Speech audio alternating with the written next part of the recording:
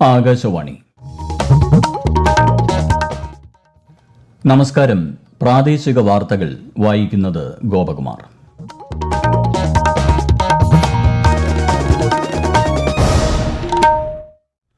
പ്രധാന വാർത്തകൾ. രാജ്യത്ത് 12 പുതിയ ഗ്രീൻഫീൽഡ് വ്യവസായ സ്മാർട്ട് സിറ്റികൾക്ക് കേന്ദ്ര മന്ത്രിസഭയുടെ അംഗീകാരം. പദ്ധതിയിൽ ഉൾപ്പെട്ട് പാലക്കാട് ജില്ല. തീരുമാനം സ്വാഗതം ചെയ്ത് മന്ത്രി പി രാജീവ്. ക്യാൻസർ മരുന്നുകൾ വില കുറച്ച് ലഭ്യമാക്കുന്ന കാരുണ്യ സ്പർശം പദ്ധതി മുഖ്യമന്ത്രി പിണറായി വിജയൻ നാളെ ഉദ്ഘാടനം ചെയ്യും. വയനാട് പുനരധിവാസം ചർച്ച ചെയ്യാൻ മുഖ്യമന്ത്രിയുടെ നേതൃത്വത്തിൽ നാളെ സർവകക്ഷി യോഗം. ഉരുൾപൊട്ടലിൽ മരിച്ച 36 പേരെ DNA പരിശോധനയിലൂടെ തിരിച്ചറിഞ്ഞു. മഹാത്മാ അയ്യങ്കാളിയുടെ ജീവിത സന്ദേശം ഉൾക്കൊണ്ട് സമൂഹത്തെ മുന്നോട്ട് നയിക്കാൻ പുതുതലമുറ സജ്ജമാകണമെന്ന് മന്ത്രി ഒ.ആർ. കേളു. പാരീസ് പാരാലിമ്പിക്സിന് ഇന്ന് തുടക്കം. ഇന്ത്യയെ പ്രതിനിധീകരിക്കുന്നത് 84 കായിക താരങ്ങളുടെ സംഘം. വാർത്തകൾ വിശദമായി. ദേശീയ വ്യാവസായിക ഇടനാഴി വികസന പദ്ധതിക്ക് കീഴിൽ 12 പുതിയ ഗ്രീൻഫീൽഡ് വ്യവസായ സ്മാർട്ട് സിറ്റികൾക്ക് അംഗീകാരം നൽകി കേന്ദ്രമന്ത്രിസഭ. പദ്ധതിയിൽ 28,602 കോടി രൂപയുടെ നിക്ഷേപം പ്രതീക്ഷിക്കുന്നതായി കേന്ദ്രമന്ത്രി അശ്വിനി വൈഷ്ണവ് ന്യൂഡൽഹിയിൽ പറഞ്ഞു. 10 സംസ്ഥാനങ്ങളിലായി ആവിഷ്കരിക്കുന്ന പദ്ധതിയിൽ കേരളത്തിലെ പാലക്കാട് ജില്ലയും ഉൾപ്പെട്ടിട്ടുണ്ട്.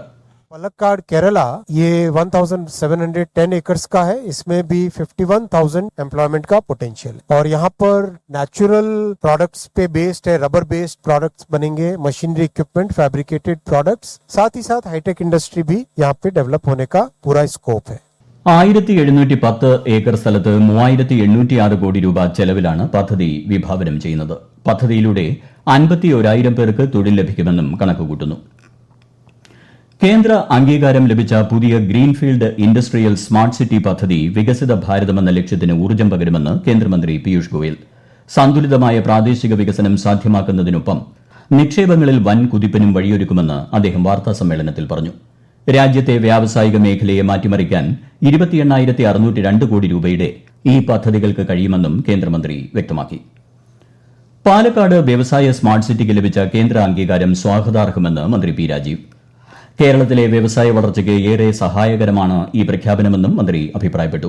പദ്ധതിയുടെ പ്രവർത്തനങ്ങൾ അതിവേഗം മുന്നോട്ട് കൊണ്ടുപോകാൻ ശ്രമിക്കുമെന്നും ശ്രീ പി രാജീവ് പറഞ്ഞു.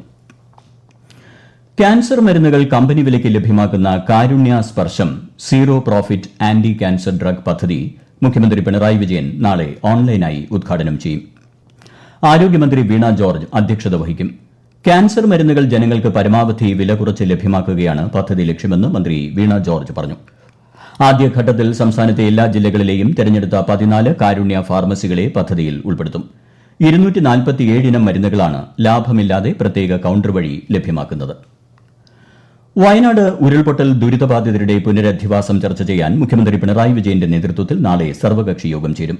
വൈകുന്നേരം ഓൺലൈനായിട്ടാണ് യോഗം. വയനാട് ഉരുൾപൊട്ടലിൽ മരിച്ച 36 പേരെ DNA പരിശോധനയിലൂടെ തിരിച്ചറിഞ്ഞു. 17 മൃതദേഹങ്ങളും 56 ശരീരഭാഗങ്ങളും ഉൾപ്പെടെ 73 സാമ്പിളുകളാണ് DNA സാമ്പിളുമായി യോജിച്ചത്. ഒരാളുടെ തന്നെ ഒന്നിൽ കൂടുതൽ ശരീരഭാഗങ്ങൾ ലഭിച്ചതായി സ്ഥിരീകരിച്ചിട്ടുണ്ട്. കണ്ണൂർ ഫോറൻസിക് സയൻസ് ലബോറട്ടറിയിലായിരുന്നു പരിശോധന. നിയമസഭാ പരിസ്ഥിതി സമിതി നാളെയും മറ്റന്നാളും കോഴിക്കോട്, വയനാട് ജില്ലകളിലെ ഉരുൾപൊട്ടൽ ബാധിത പ്രദേശങ്ങൾ സന്ദർശിക്കും. മേഖലയിലെ പാരിസ്ഥിതിക പ്രശ്നങ്ങൾ സംബന്ധിച്ച് വിവിധ വകുപ്പുകളിലെ ഉദ്യോഗസ്ഥരിൽ നിന്ന് സമിതി വിവരശേഖരണം നടത്തും. വയനാട് ഉരുൾപൊട്ടലിനെ തുടർന്ന് താൽക്കാലിക പുനരധിവാസ പ്രകാരം വാടക വീടുകളിലേക്കും ബന്ധുക്കൾക്കൊപ്പവും മാറിയവർ സർക്കാരിൽ നിന്നും അർഹമായ തുക ലഭ്യമാകുന്നതിന് സത്യവാങ്മൂലം നൽകണമെന്ന് അറിയിപ്പ്. മേപ്പാടി ഗ്രാമപഞ്ചായത്തിലെ 10, 11, 12 വാർഡുകളിൽ നിന്നുള്ളവർ നിലവിൽ താമസിക്കുന്ന തദ്ദേശ സ്ഥാപനങ്ങളിലാണ് സത്യവാങ്മൂലം നൽകേണ്ടത്. ഈ വാർത്തകൾ ആകാശവാണിയിൽ നിന്ന്. തദ്ദേശീയ ജനവിഭാഗത്തിന്റെ ഉന്നമനത്തിനായി പോരാടിയ ധീര യോദ്ധാവായ മഹാത്മാ അയ്യങ്കാളിയുടെ ജീവിത സന്ദേശം ഉൾക്കൊണ്ട് സമൂഹത്തെ മുന്നോട്ട് നയിക്കാൻ പുതുതലമുറ സജ്ജമാകണമെന്ന് മന്ത്രി ഒ.ആർ. കേളു. സമൂഹത്തിൽ എല്ലാവർക്കും ഒരുപോലെ സ്വാതന്ത്ര്യം ലഭിക്കണമെന്നതായിരുന്നു അയ്യങ്കാളിയുടെ ദർശനമെന്നും അദ്ദേഹം പറഞ്ഞു. അയ്യങ്കാളിയുടെ 161ാം ജയന്തി ആഘോഷങ്ങളുടെ ഭാഗമായി സംഘടിപ്പിച്ച സമ്മേളനം ഉദ്ഘാടനം ചെയ്ത മന്ത്രി തിരുവനന്തപുരം വെള്ളയമ്പലം അയ്യങ്കാളി സ്ക്വയറിലെ പ്രതിമയിൽ പുഷ്പാർച്ചന നടത്തി. മന്ത്രിമാരായ വി ശിവൻകുട്ടി, ജി.ആർ. അനിൽ തുടങ്ങിയവരും സംബന്ധിച്ചു. ഹേമ കമ്മിറ്റി റിപ്പോർട്ടിൽ എന്തുകൊണ്ടാണ് അന്വേഷണം നടത്താത്തതെന്ന് സംസ്ഥാന സർക്കാർ വ്യക്തമാക്കണമെന്ന് പ്രതിപക്ഷ നേതാവ് വി ഡി സതീശൻ.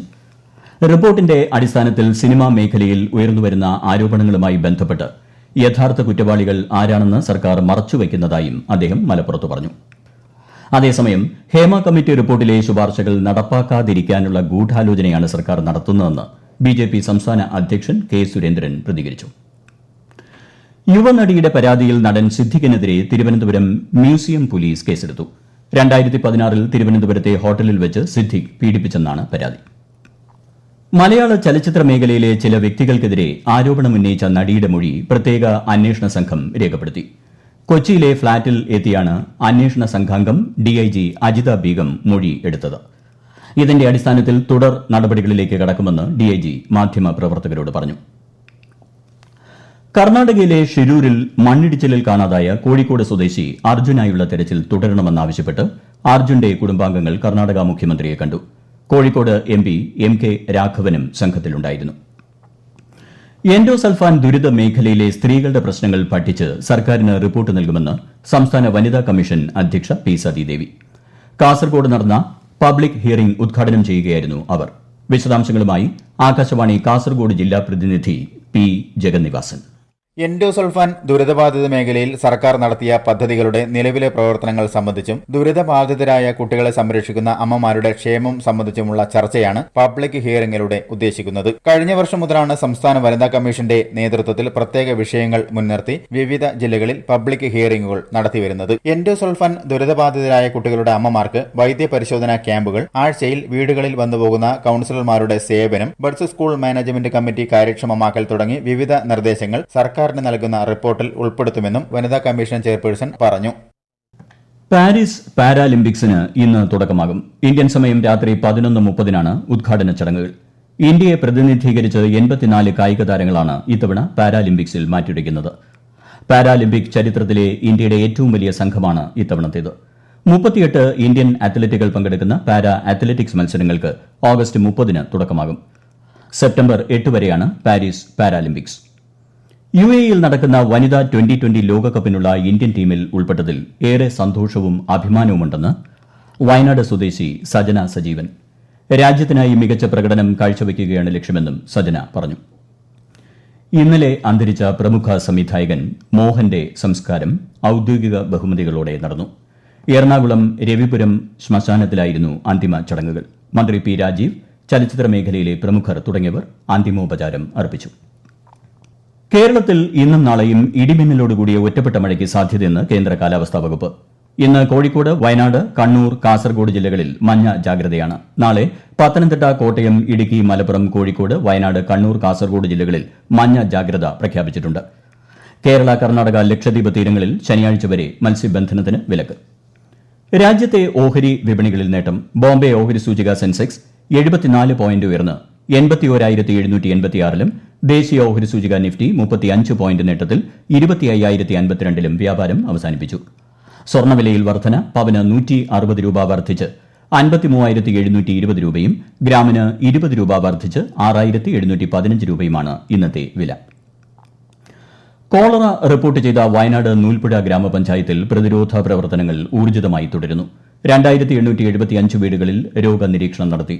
പ്രതിരോധ മരുന്നുകൾ, ORS പാക്കറ്റുകൾ എന്നിവ വിതരണം ചെയ്തതായും 849 കിണറുകൾ ക്ലോറിനേറ്റ് ചെയ്തതായും അധികൃതർ അറിയിച്ചു. പഞ്ചായത്തിലെ മറ്റു വാർഡുകളിലും ശുചീകരണ പ്രവർത്തനങ്ങൾ നടക്കുന്നുണ്ട്. ജില്ലയിൽ ഇതുവരെ 7 പേർക്കാണ് കോളറ സ്ഥിരീകരിച്ചത്. ഒരാൾ മരിച്ചു. 17 പേർ ചികിത്സയിലുണ്ട്. പ്രധാന വാർത്തകൾ വീണ്ടും. രാജ്യത്ത് 12 പുതിയ ഗ്രീൻഫീൽഡ് വ്യവസായ സ്മാർട്ട് സിറ്റികൾക്ക് കേന്ദ്രമന്ത്രിസഭയുടെ അംഗീകാരം. പദ്ധതിയിൽ ഉൾപ്പെട്ട് പാലക്കാട് ജില്ല. തീരുമാനം സ്വാഗതം ചെയ്ത് മന്ത്രി പി രാജീവ്. ക്യാൻസർ മരുന്നുകൾ വില കുറച്ച് ലഭ്യമാക്കുന്ന കാരുണ്യ സ്പർശം പദ്ധതി മുഖ്യമന്ത്രി പിണറായി വിജയൻ നാളെ ഉദ്ഘാടനം ചെയ്യും. വയനാട് പുനരധിവാസം ചർച്ച ചെയ്യാൻ മുഖ്യമന്ത്രിയുടെ നേതൃത്വത്തിൽ നാളെ സർവകക്ഷി യോഗം. ഉരുൾപൊട്ടലിൽ മരിച്ച 36 പേരെ DNA പരിശോധനയിലൂടെ തിരിച്ചറിഞ്ഞു. മഹാത്മാ അയ്യങ്കാളിയുടെ ജീവിത സന്ദേശം ഉൾക്കൊണ്ട് സമൂഹത്തെ മുന്നോട്ട് നയിക്കാൻ പുതുതലമുറ സജ്ജമാകണമെന്ന് മന്ത്രി OR കേളു. പാരീസ് പാരാലിമ്പിക്സിന് ഇന്ന് തുടക്കം.